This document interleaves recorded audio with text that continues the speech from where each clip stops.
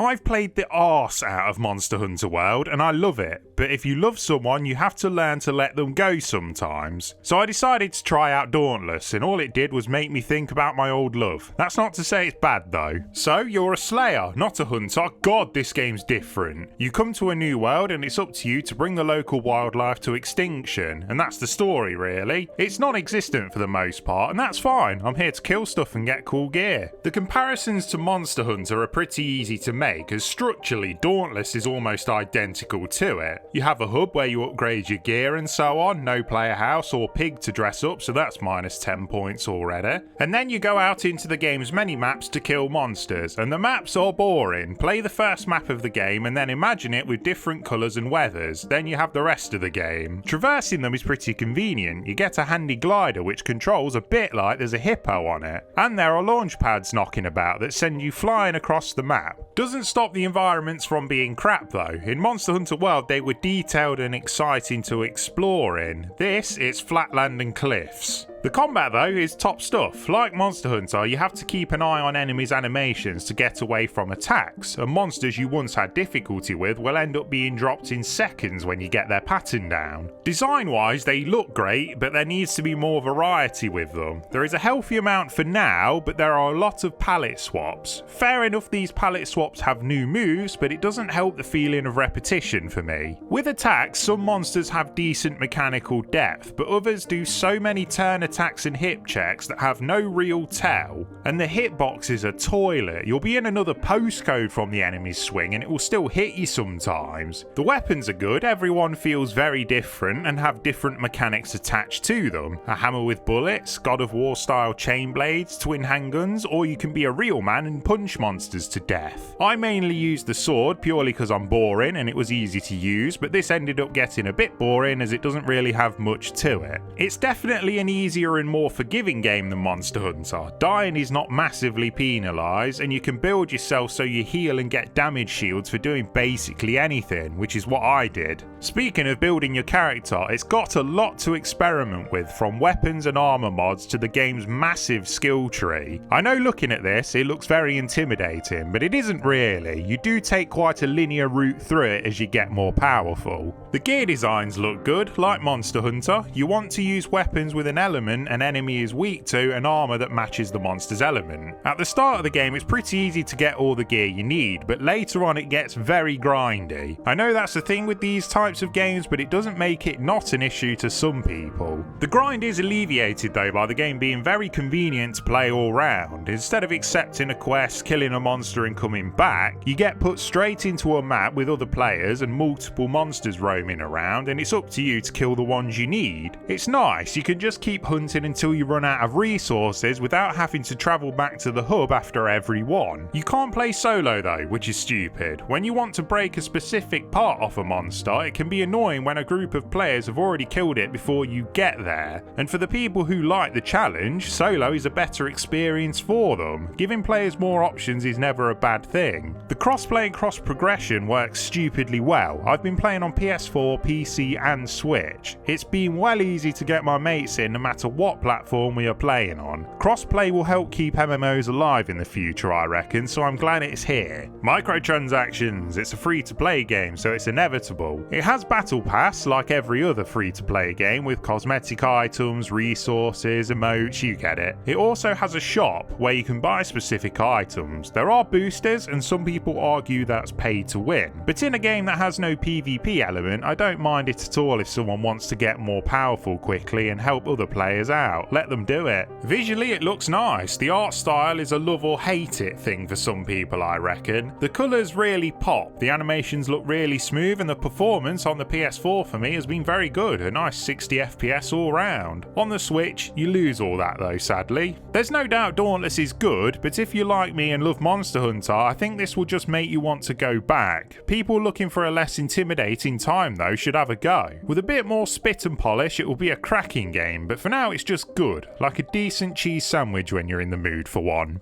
I'm such a mess, I'm lost, I'm no good at this.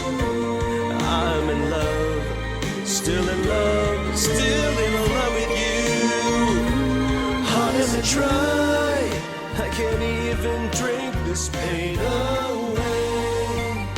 Memories of you, twisting my view. I've been a fool.